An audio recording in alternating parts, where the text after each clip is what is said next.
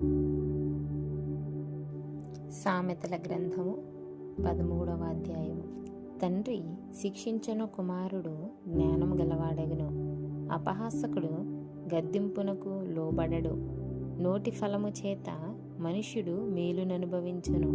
విశ్వాసఘాతకులు బలాత్కారము చేత నశించుదురు. తన నోరు కాచుకొనువాడు తన్ను కాపాడుకొనును. ఊరకొనక మాట్లాడువాడు తనకు నాశనము తెచ్చుకొనును. సోమరి ఆశపడును గాని వాని ప్రాణమునకేమీయో దొరకదు. శ్రద్ధ గలవారి ప్రాణము పుష్టిగా నుండును.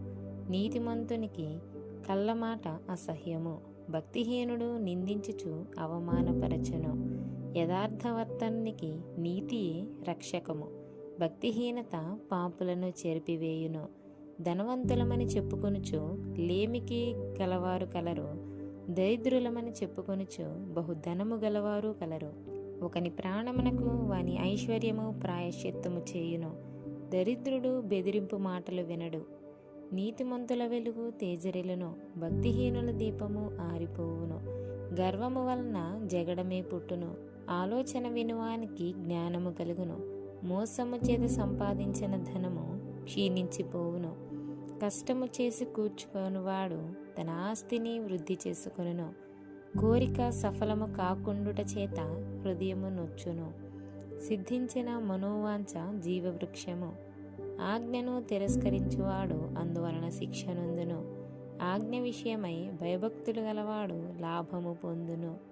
జ్ఞానుల ఉపదేశము జీవపు ఊట, అది మరణపాశములలో నుండి విడిపించును. సుబుద్ధి దయను సంపాదించును. విశ్వాసఘాతకుల మార్గము కష్టము. వివేకులందరూ తెలివిగలిగి పని జరుపుకొందురు. బుద్ధిహీనుడు మూర్ఖతను వెల్లడిపరచును. దుష్టుడైన దూత కీడునకు లోబడును.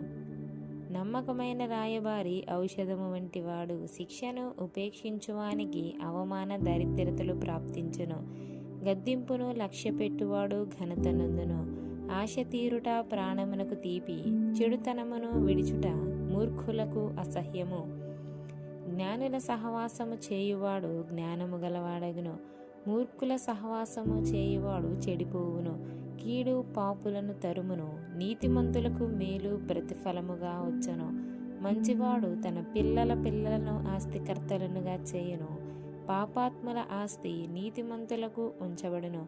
బీదలు సేద్యపరచు క్రొత్త భూమి విస్తారముగా పండును.